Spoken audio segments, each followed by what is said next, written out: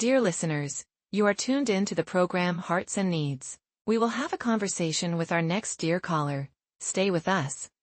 Hello, I'd like to greet you and the dear listeners of your program. Thank you for the time you've given me. You're welcome. I'm calling about a strange work situation that has come up for me. I'm a bit stressed. First, I'll give a brief background about myself. I'm 29 years old. I migrated to the US 2 years ago through marriage to my spouse. I completed medical school in Iran. During these 2 years, I took the US medical board exams. At the same time, to avoid a gap between my graduation and starting residency, I applied for a postdoc position at a university hospital in the city where I live. How old is your spouse? My spouse is my age, 29, and we were friends for 4 years. What is their field of work? They have a master's degree in civil engineering and work at a company. Okay. How did you come to the US, dear? Through marriage to them. They were already here. They were already a US citizen but were living in Iran? Yes.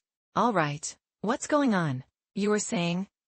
Dr. Ritvoo, about 2 months after I applied for a postdoc position, I had 2 or 3 interviews, and I was accepted in one. But it was in a department that wasn't very related to the specialty I wanted to pursue later. At the same time, through the Iranian community, I met an Iranian woman.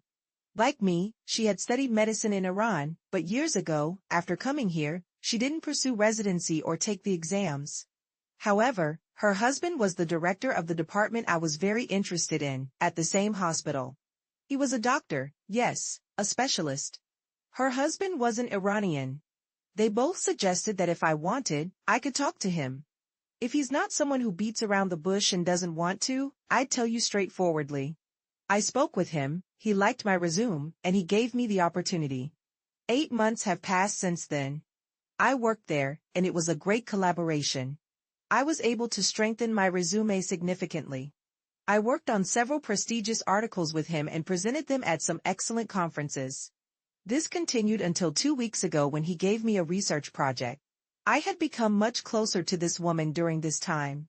When I excitedly talked to her about this research, I thought she was thrilled. But she said, all the support you've received over these years, I never got from anyone, and that was the end of it. Wait, I didn't understand. What ended? What? All the support you received and were helped with, I never got from anyone. That's why I had to abandon my field. Oh, so the wife of that man told you? Yes. Okay. The next day she came to my house in a very distressed state and asked me to quit my job. When I asked her why, she said that unintentionally, your name came up in our argument, and because of all the help I didn't get over the years, I pointed to you, saying what help he can provide, which he never did for me. Now, you quitting is an opportunity for me to get revenge or to show him that I too can do something. Her words seemed very illogical to me. I mean, I really told her that her words weren't just illogical, they were selfish and pathological, and it's probably for the best that she didn't become a doctor. Yes. Dr. Ritvoo, I told her, you've seen how much. I mean, when conference deadlines were approaching, I was probably working 14 hours a day on those deadlines. I sacrificed time at home, time I should have spent studying for my own exams. She witnessed all of this, how I worked, and that's why I got this position. Now, Dr. Ritvoo, I know I'm a people pleaser. I don't have the power to say no. I'm saying all this to introduce myself so you don't misunderstand me. I went and told this man. First, he was very upset that I was even getting involved in these matters. He said, it's none of your business, and you don't have the right to quit because you have a ton of unfinished projects. He sent 2 or 3 emails about some data related to patients, highly sensitive internal university emails. Even my professor told me these are monitored, meaning you can't email this data anywhere else. Then I saw that woman again.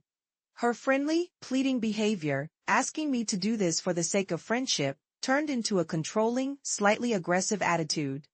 I realized she was even looking at those emails, somehow accessing them, and questioning me. If you're quitting, what are these 2 emails? What are these 2 new articles? I found myself in a situation where I was just under pressure, constantly explaining myself. After that, my spouse, seeing this situation, asked me to end this relationship completely. They said it's toxic, you don't need it. and you should cut ties with this woman. After that, Dr. Ritvoo, I started getting threatening calls, and later I noticed she was tracking my phone. She knew where I was going and where I wasn't. Now I'm at a crossroads. One option is that this professor, my mentor, told me to wait 2 weeks until everything calms down, go rest, and come back to work. On the other hand, why rest? I don't know, Dr. Ritvoo. I really don't know what this is all about. He told me, because I was insisting so much that the situation now is such that I'm scared. I can't even email you anymore. He told me, go for 2 weeks. Everything will cool down. That was his exact phrase. You take a break after the exams you've taken, and then come back to your job. We'll start work again. In the meantime, we have 2 more articles that need to be approved by the ethics board. They haven't been approved yet. Once they're approved, you'll come back.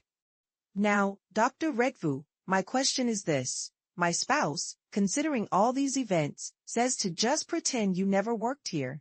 Forget this mess and apply elsewhere. With your resume, which is now much stronger than it was 8 months ago, you can definitely get a job in other departments at this hospital. How are they so sure? Well, first, I don't know the reason. You know, if a mouse tells you, I'll come eat you, you'd run out of the field. One of the reasons my spouse and I think it's better is that part. Well, I can consider all this and deal with it. But the part where my phone was being tracked, because that has some legal implications, not just civil but possibly criminal. These aren't things people can do in today's world, and so with a lawyer, we could. No, look, dear.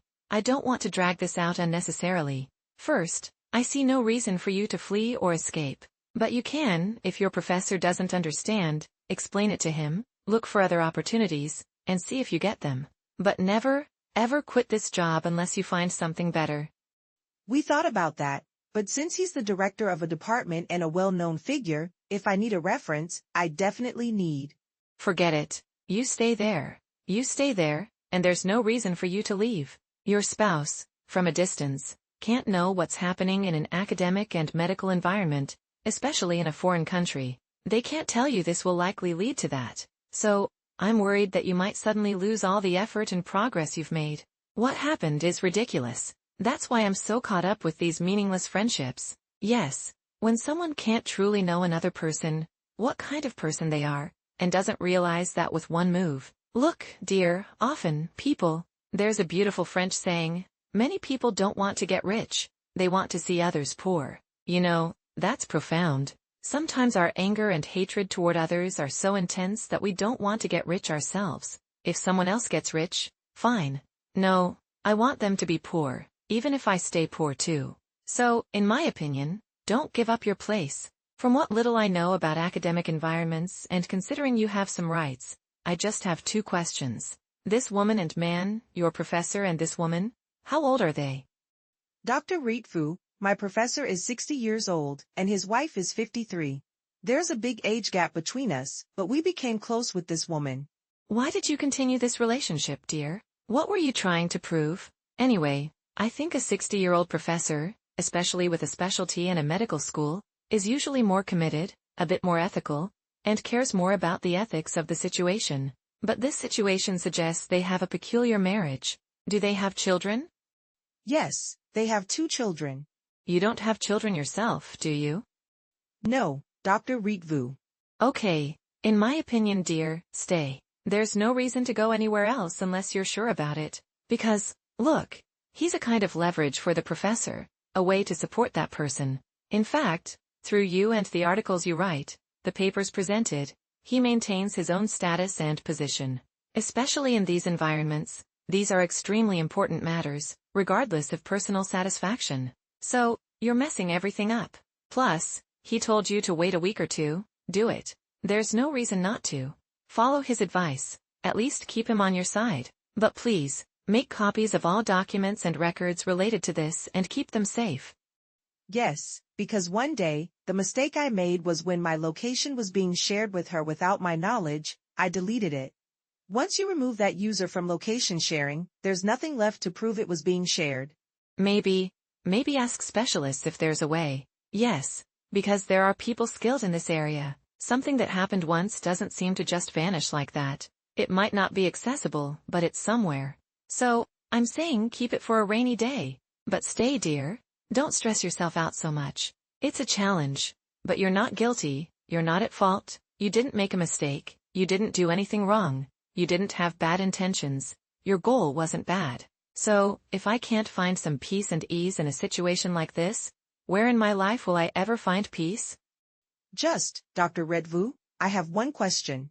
Something that's been bothering me is, if I ignore all this and continue working with him as he requested, this woman told me that since you got this job because of my presence, you owe me in a way.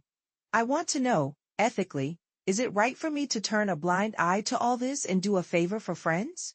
Hold on, dear. You don't owe her even the tiniest bit. She's trampled and ruined everything. She wasn't a good person back then. I'm not saying she had good behavior, good intentions, or good goals, because if she did, she wouldn't have turned into this mess. That's one side of it. Second, nothing.